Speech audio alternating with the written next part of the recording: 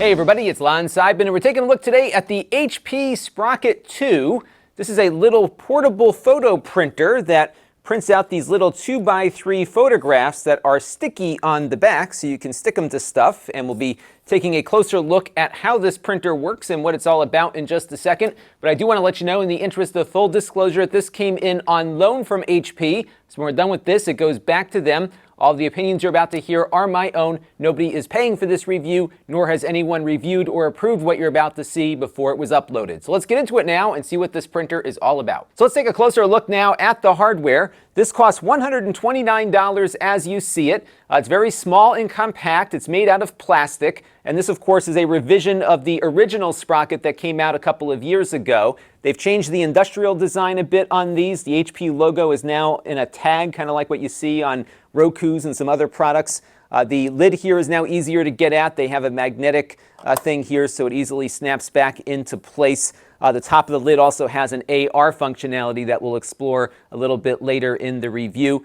They do say that the print quality has been improved on this a bit over the prior edition, but as you'll see, the print quality is not great. This is certainly not a photo printer for serious photographers. It's more of a fun thing, so we'll take a look and see what those photos look like when they pop out. And they also added multi-user support to this. So if you have a couple of friends that are with you, you can all print to the printer at the same time. They have a queuing functionality built into it, so the photos will queue up and print in order. But just know there is a consumable cost, of course, to this. So these little packs of paper are what you need to get to run the printer, and these will cost about 50 cents per sheet. And they have different quantities that you can get these at, so you can check it out on Amazon or on HP's website or some other place where you buy your printing supplies. But there is essentially a 50-cent per print cost to getting these things printed out. Now, there is a battery built in, so you can use this when you're on the go. I think you'll probably get about 30 to 50 prints, give or take, out of a charge. It will vary based on how often the printer goes to sleep. So if you're constantly connecting to the printer, even if you're not printing to it, that might eat into the battery life a little bit more. So it'll vary, but generally I think you could probably easily kill a pack of paper, which is 10 sheets per pack here, while you're out on the road without any problems there. And again, I'll show you the AR functionality so you can monitor battery life with the augmented reality features that they have. There's a USB port here on the back for charging, and you can just plug it in with the included cable there. And you also have the power button there on the back as well. So it is a relatively simple product. It is controlled completely through the mobile app that you'll be able to get on iOS or Android. There is no other way to connect to the printer other than to use the app. So this is strictly a mobile phone kind of device here. Pretty simple to get it up and running. When you unpack the paper, you want to have this zinc smart sheet run through the printer first. You just drop it all in face down like so and put the lid back on in the right direction, of course. Let me try this again. There we go. And what will happen here is it'll run that blue sheet through because the printer has to calibrate itself for every pack of paper that goes into it.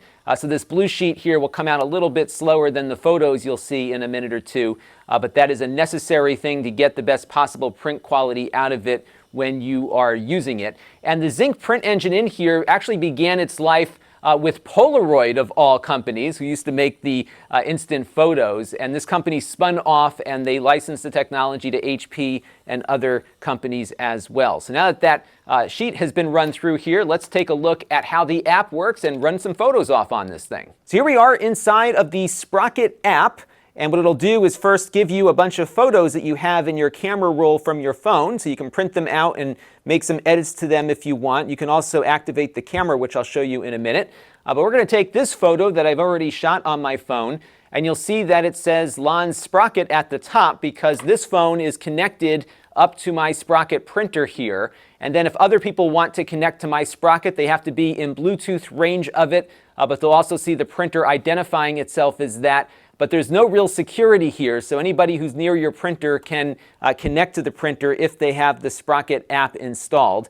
So we've got this photo. I can click on Edit here and make some adjustments to it if I want. So you can go in and adjust some of the basics here. You could also do that, of course, on your native phone app and then reload the Sprocket app to print the photo out.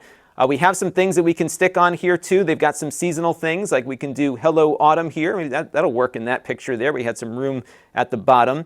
And then they have some special frames that you can apply to it as well. I'm going to pick this one because there's some AR functionality to that. And you can take a preview of what will happen when you do run it there. So you can see that, and you'll get a feel for how this is going to work in a minute here. So we'll click the check mark there. You can also apply some stickers to it as well. So they've got this little sticker here. I think you can actually make your own as well. You can draw something out on paper and have that get imported into it if you want. And you can make this smaller or larger by dragging it around. So we'll just stick that over there. I'm making a mess of this photo, but it gives you an idea as to all the things you can do on here. There's even some limited painting functionality too, so we can draw a happy face with my finger here if we want and get it really messed up. And then when I'm totally happy with this disaster of a photo, I can click on print here, and that will now embed the experiences in the photo. What's happening here is that it's uploading some things to HP so that when this photo prints and I point the AR feature at it, we can actually see some additional stuff on that picture.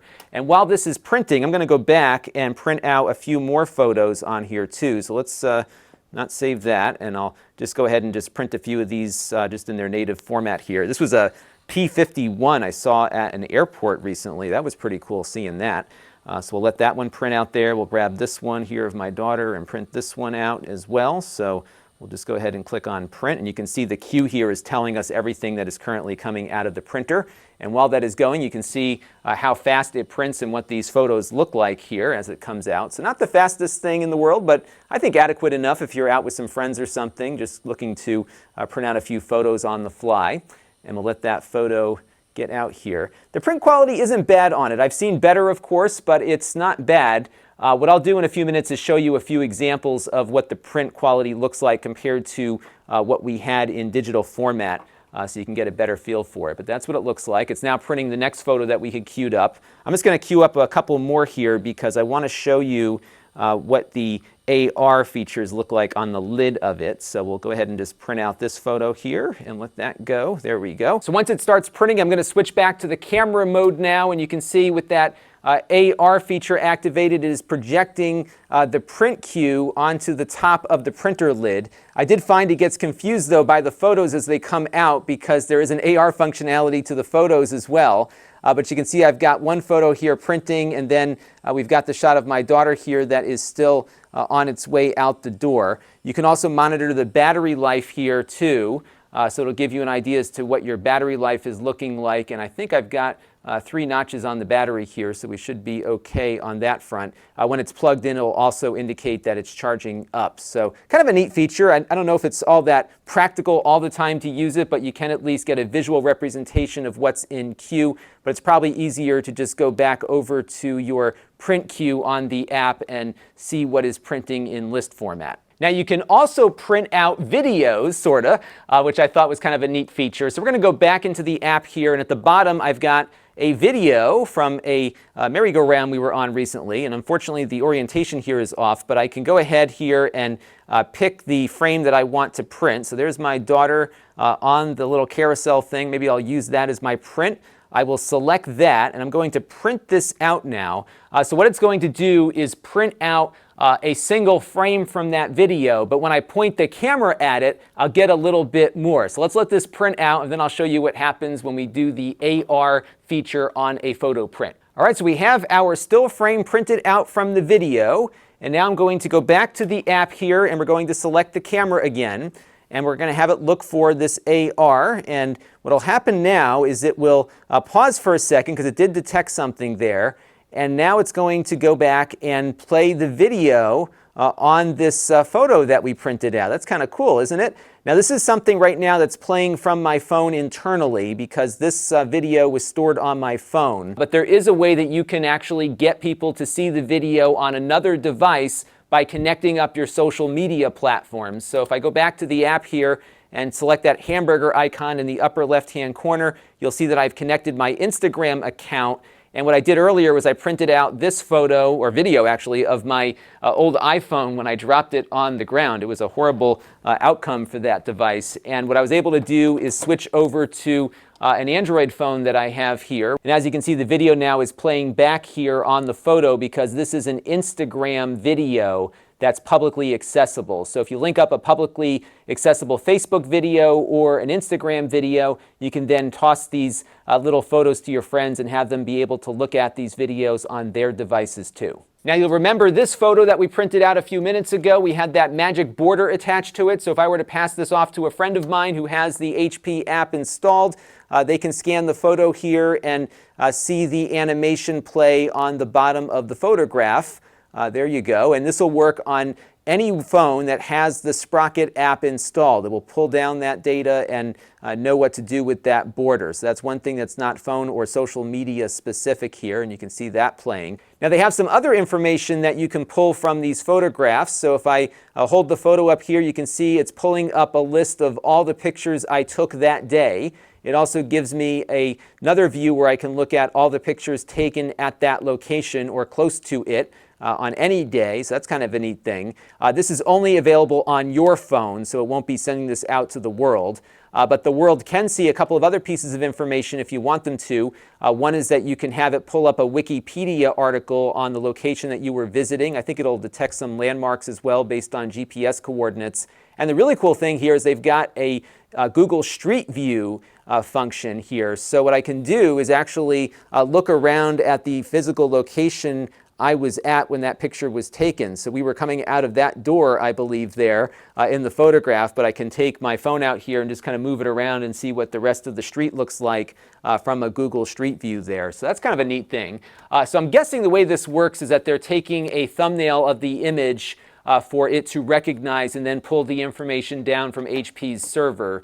You can disable these embedded experiences though, so if you don't want this photo going to HP's server, you can just turn off that feature and not have any of this other functionality work. But I thought it was kind of a cool thing to be able to take out a photo and get a video, for example, or get some additional metadata of the locations you visited. Now the print quality on this printer is not great. They did say they improved it over the original, but this is still not going to be a photo enthusiast device. This is more something that you'll do for fun here.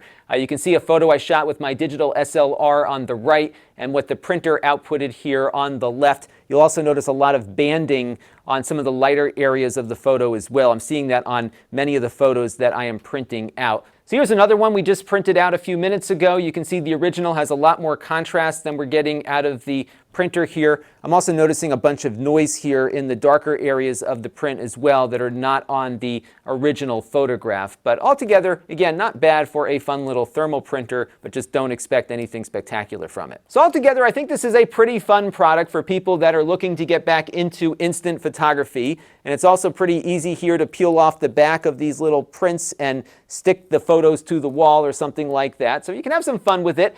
Just don't expect spectacular quality out of the prints, but I don't think that's what people who buy this product are really looking for. They just want that instant gratification of the ability to print out a photo that they're taking with a friend wherever they are. And as long as the battery's charged on here, you should be able to do that throughout a good portion of the day as you're running around.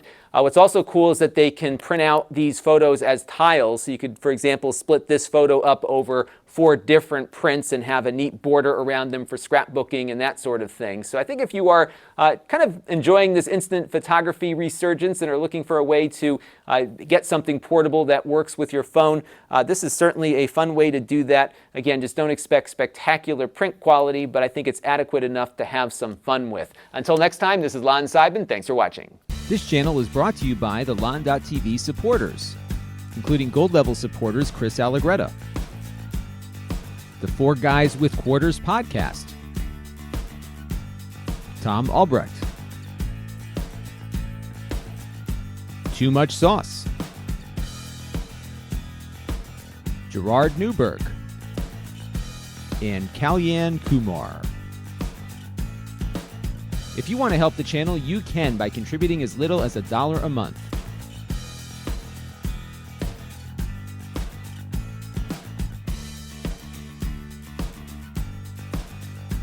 Head over to lon.tv/support to learn more.